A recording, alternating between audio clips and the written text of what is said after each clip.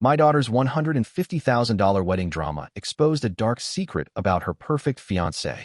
I never thought I'd be in this situation with my daughter. At 42, I've spent my entire life trying to give her everything she could want, but somehow it all fell apart over a wedding budget. Looking back, I can see where things went wrong, though it wasn't obvious at the time. I became a single father when I was just 21. My wife and I had only been married for a few months when she passed away unexpectedly from a medical condition. Our daughter was just a baby then, and suddenly I found myself having to figure out how to raise her alone. We had been so young and in love, planning our future together, and then in one moment, everything changed. I remember standing in our small apartment after the funeral, holding our baby girl, and feeling completely lost. Thank goodness for my older sister.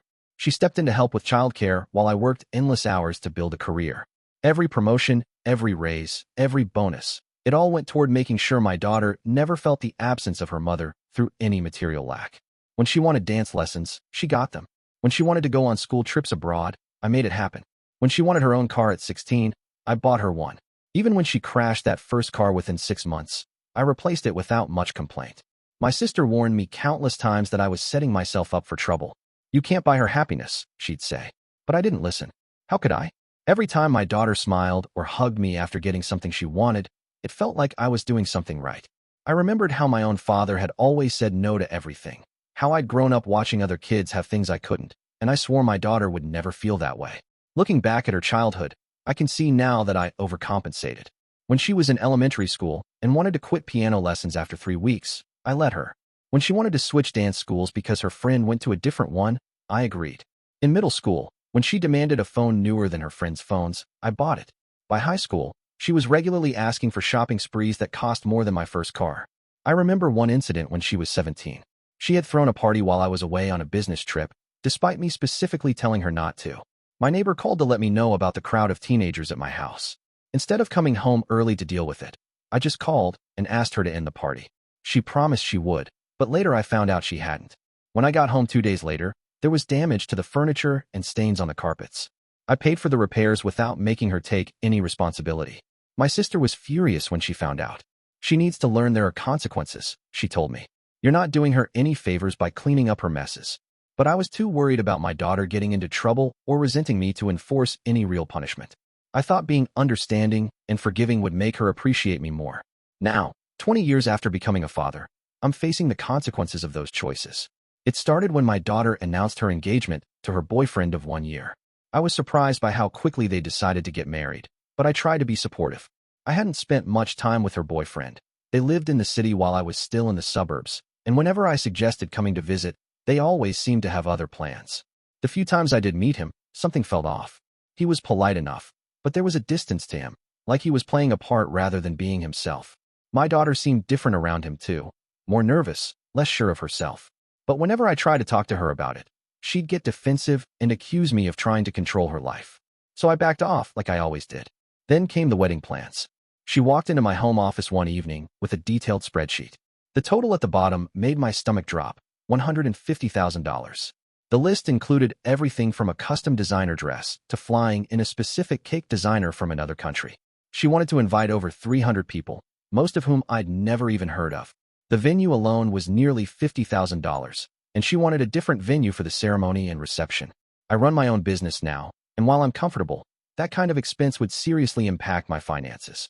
I tried explaining this to her, suggesting we look at more reasonable options or that she and her fiancé could contribute to the costs. That's when things got ugly. You always told me my wedding would be special, she said, her voice rising. Don't you have a wedding fund for me? You're always telling everyone how successful your business is, but now suddenly you can't afford this. I did have a fund, $75,000, which I thought was generous. But apparently, it wasn't enough. She acted like I was trying to ruin her life by suggesting she might need to scale back her plans or contribute to the costs. When I mentioned that she and her fiancé could wait a year or two to save up more money, she exploded. You just don't want me to be happy. You've always been like this, pretending to be generous but then holding money over my head when it really matters. She stormed out of my house that day, and I spent the next few days feeling terrible about disappointing her. I even spoke to my bank about taking out a loan to cover the difference. I wanted to surprise her with the news that I could make her dream wedding happen after all. But before I could tell her about the loan, everything exploded. She posted a long rant on social media, calling me a stingy failure, who was never there for her growing up. She wrote that I was probably responsible for her mother's death because I was too focused on work. She called me selfish, cheap, and claimed I never loved her. I just used her as an excuse to look good to others. She even brought up times from her childhood when I'd missed school events because of work, twisting those memories into proof that I'd never cared about her. Reading those words felt like being punched in the gut repeatedly. I couldn't eat or sleep properly for days. My sister came to check on me when she couldn't reach me by phone and found me in pretty bad shape. She stayed with me for a few days, cooking meals I barely touched and trying to get me to talk about it. The thing is, I'd always known my daughter could be harsh with others. I'd seen her be cruel to classmates, cousins, even some of her friends. But I'd always made excuses for her behavior, thinking she'd grow out of it. Now, being on the receiving end of that cruelty, I was finally seeing the full picture of what I'd allowed to develop. When my daughter finally called to apologize, it wasn't really an apology at all. She sounded annoyed, like she was doing me a favor by calling. That's when something in me snapped. I told her about the loan I'd been arranging, watching her excitement build, before telling her I'd canceled it after her social media post. Then I went further, telling her she needed to pay me back for everything I'd spent on her since she turned 18. Her college tuition, her apartment, her shopping sprees, everything. I didn't really want the money back. I just wanted her to feel a fraction of the pain she'd caused me. I listed off everything I could think of, the apartment I'd paid for when she refused to live in dorms, the spring break trips I'd funded, the credit card bills I'd covered. By the end, I was shouting into the phone, telling her she could pay me back and then never speak to me again if that's what she wanted. The call ended with both of us yelling, and I hung up feeling even worse than before. That evening, my sister sat me down for a serious talk. "You're as much to blame for this as she is," she said. "You created this situation by never setting boundaries. Now you're acting just like her, lashing out to hurt someone when you're angry. You're supposed to be the parent here." I didn't want to hear it at the time, but my sister's words stuck with me. As days passed with no contact between me and my daughter, I started to see things more clearly. Yes, my daughter had been cruel, but I was the one who had failed to teach her better. I had tried to be her friend instead of her father, and now we were both paying the price for that mistake. Every time I walked past her old room in my house, filled with all the things I'd bought her over the years, I felt a mix of sadness and anger. Each item was a reminder of how I'd tried to buy her love instead of earning it the hard way, by being a real parent who set boundaries and taught values. Now I wondered if it was too late to fix what I'd broken. A week passed without any contact from my daughter. I tried to keep myself busy with work, but my mind kept going back to our fight. My sister stayed in touch, checking on me daily. She told me that our relatives had seen the social media post and were talking about it. Some were taking my side, others were criticizing my parenting. I didn't want to hear any of it. Then one morning, I got a notification from my banking app. My daughter had transferred $22,000 to my account. No message, no explanation. Just the money. I stared at my phone screen for a long time, not sure how to feel. This wasn't what I wanted. I'd asked for the money in anger, not because I actually wanted it back. I immediately sent it back to her account. Within minutes, my phone rang. It was her. "Why did you send the money back?" she asked.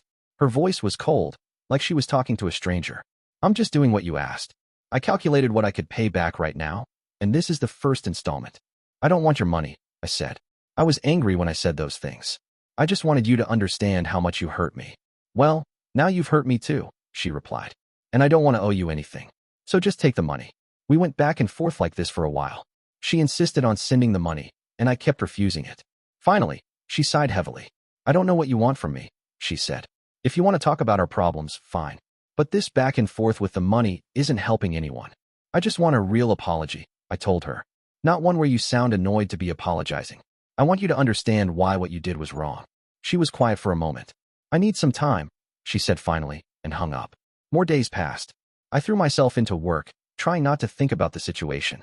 My sister kept telling me to reach out to my daughter, but I stood firm. I needed her to make the first move this time. Then one evening, my sister called me with news that changed everything. My daughter's fiancé had posted about their breakup on social media. According to his post, they had mutually decided to part ways. But something felt off about it. Within an hour of his post, my daughter had deactivated all her social media accounts. I wanted to call her immediately. Every parental instinct told me to check on her, to make sure she was okay. But our relationship was still so fragile. Would she even want to hear from me? While I was debating what to do, she texted me herself. The message was long. She explained everything. How her fiancé had been cheating on her throughout their relationship. He'd never actually broken up with his previous girlfriend, just told my daughter he had. When she found out early in their relationship, he proposed to convince her he was serious about her. That's why she'd been rushing to get married. But recently, she'd discovered he had a secret phone he used to stay in touch with his ex. He'd been leading a double life the entire time. When she confronted him, he begged her not to tell anyone the real reason for their breakup, worried his family would cut him off financially if they knew the truth. Then came the part of her message that hit me hardest. She admitted that she'd been suspicious of him for weeks before our fight about the wedding. That's why she'd been so emotional and lashed out at me. The stress of suspecting her fiancé was cheating, combined with my refusal to pay for the wedding she'd been counting on to secure their relationship, had made her snap. "I know it's not an excuse," she wrote. "The things I said about you were horrible and untrue. You've always been there for me, even when I didn't deserve it. I'm not just sorry about what I posted. I'm sorry for who I've become. I don't like the person I see when I look in the mirror anymore." Reading her message, I felt a mix of emotions. Relief that she was finally being honest with me. Anger at her fiancé for hurting her. Sadness that she'd been going through all this pain alone. But mostly, I felt guilty. If I'd been a better father, if I'd taught her to value herself more, maybe she wouldn't have stayed with someone who treated her this way. I thought carefully about how to respond. Part of me wanted to tell her to expose her ex-fiancé, to let everyone know what kind of person he really was. Another part wanted to focus on rebuilding our relationship first. Before I could decide, she sent another message. "I understand if you don't want to forgive me yet," she wrote. "But I want you to know that I'm going to work on myself. I've already looked into therapy. I want to be better, not just for you, but for myself too." That message made me realize something important. My sister had been right all along. By never setting boundaries, by always giving in to her demands, I'd failed to teach my daughter how to handle life's disappointments.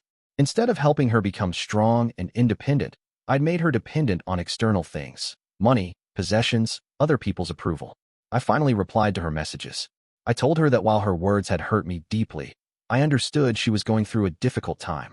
I said I wanted to help her heal, but we needed to rebuild our relationship on a healthier foundation. No more trying to solve problems with money. No more avoiding difficult conversations. We agreed to meet for coffee the next day. It was awkward at first. Neither of us quite knew how to act around each other anymore. But slowly, we started talking. Really talking, maybe for the first time in years. She told me more about her relationship, about the red flags she'd ignored because she was so desperate to make it work. I shared my own regrets about how I'd raised her. "I wanted to give you everything because I felt guilty about your mom not being here," I admitted. "But I ended up teaching you that love means getting whatever you want. That wasn't fair to you."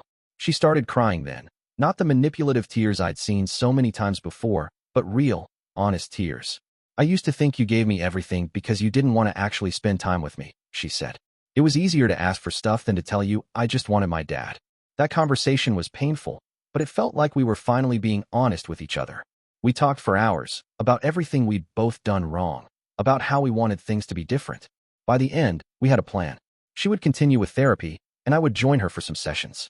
We would work on building a real relationship, not one based on money and materialism.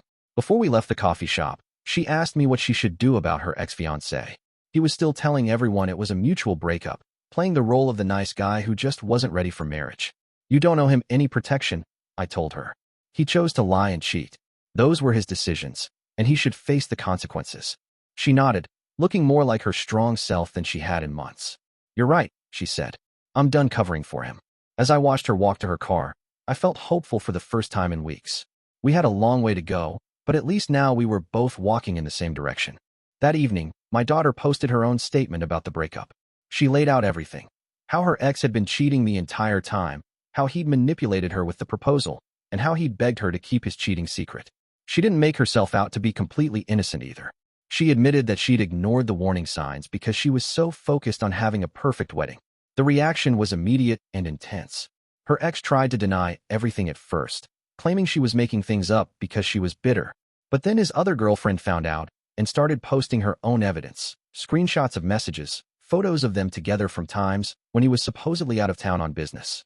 My daughter called me that night, overwhelmed by all the responses she was getting. Some people were sending messages of support, while others, mainly her ex's friends and family, were attacking her for ruining his reputation. "Maybe I shouldn't have posted anything," she said. "Everyone's talking about it. I feel like I'm back in high school with all this drama." "The drama isn't your fault," I told her. "He created this situation by lying to everyone. You just told the truth." We talked for a while about how social media can make everything feel bigger and more dramatic than it needs to be. I suggested she might want to take a break from it all, focus on healing instead of watching people's reactions. "You're probably right," she said. I think I need some time away from everything. Would it be okay if I came home for a few days? Her question caught me off guard. She hadn't stayed at my house since she left for college 5 years ago.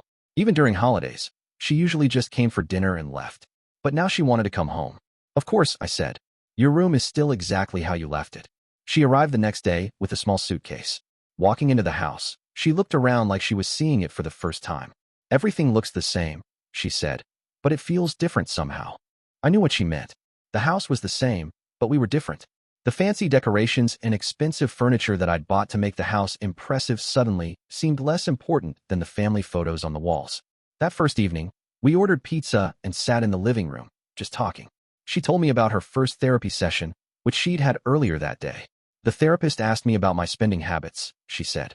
She thinks I might use shopping as a way to deal with stress and negative emotions. Apparently, it's pretty common for people who grew up with money being used as a substitute for emotional connection.